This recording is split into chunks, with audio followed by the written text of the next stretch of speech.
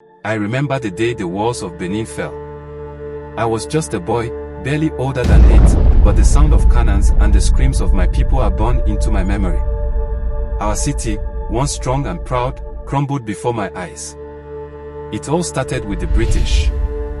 They had been coming to our land for years, wanting our palm oil and treasures. The Oba, our king, tried to keep them away.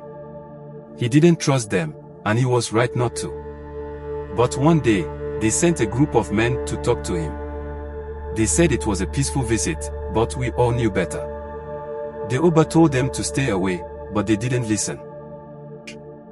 When the British men entered our land, our warriors ambushed them. I wasn't there at the time, but I heard the stories later. The warriors hid in the thick forest, using the land to their advantage. They waited until the British were deep into the jungle, far from any help, and then they struck. It was bloody. Many of the British men were killed.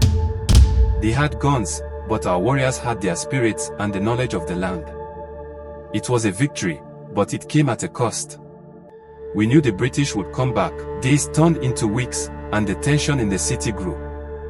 The elders gathered in the palace every day, their voices rising in debate. Some wanted to fight, to defend the city at all costs. Others whispered of surrender, hoping to avoid more bloodshed. But the Oba, Ramon, stood firm. He would not bow to the British. He believed in the strength of Benin and its people. My father, a warrior himself, spent those days sharpening his sword and preparing for battle. He taught me how to use a bow, saying every hand might be needed. The walls will protect us, he assured me, though I saw the worry in his eyes. Our walls were famous, built over hundreds of years, stretching miles around the city. They were thick, tall, and seemed unbreakable. The British returned, just as we feared, but they came with more soldiers, more guns, and strange machines that roared and belched smoke. They called it a punitive expedition, but it was really revenge. They wanted to destroy us for standing up to them.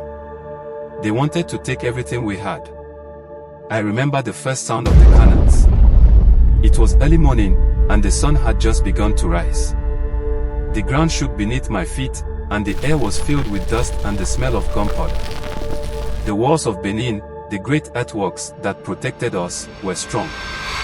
They were built by our ancestors, layer upon layer of packed earth, and they had stood for hundreds of years. But the British had machines and firepower we couldn't match. They bombarded our walls until they crumbled, piece by piece. I watched from behind a tree as the British soldiers stormed into our city. My mother had hidden me there, away from the fighting, but I could see everything. The soldiers wore strange clothes, and their faces were hard, without emotion.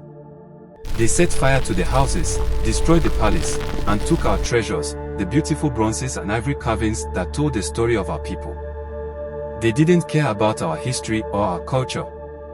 They only cared about their power. I saw my father fighting bravely alongside other warriors. They fought with everything they had, but the British were too many, their weapons too powerful. I wanted to run to him, to help, but my mother held me back, tears streaming down her face. "Stay hidden," she whispered. "We must survive." As the city burned, my mother and I fled into the forest. We were not alone.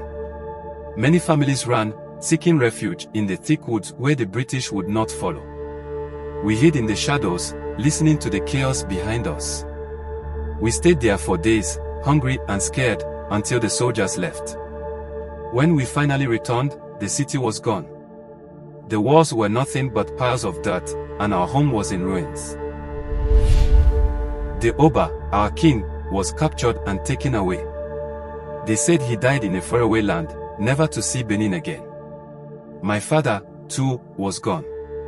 I never saw him again after that day. My mother and I searched for him among the ruins, calling his name, but there was no answer. The British had taken everything from us. But even in the face of such loss, the spirit of Benin did not die. The people who survived began to rebuild, piece by piece. We gathered what little we had and started anew. The elders told us stories of our ancestors, of the greatness of Benin, so we would never forget. Even now, When I walk where the walls once stood, I hear the echoes of that day. It's a reminder of what we lost and the strength we still carry, despite everything. The British may have destroyed our city, but they could not destroy our spirit. We are Benin, and we endure. Years later, I would learn more about why the British came and what they took from us. I would see the bronzes, our heritage, displayed in faraway museums, and my heart would ache for what was stolen. But I would also see the resilience of my people, the way we hold onto our culture, our stories, and our pride. This is the story of the day the walls of Benin fell, the day our city was destroyed, but our spirit lived on. It is a story I will tell my children, so they will never forget who we are and where we come from. This extended version brings in more personal experiences and perspectives, giving a deeper look into the impact of the events on the people of Benin.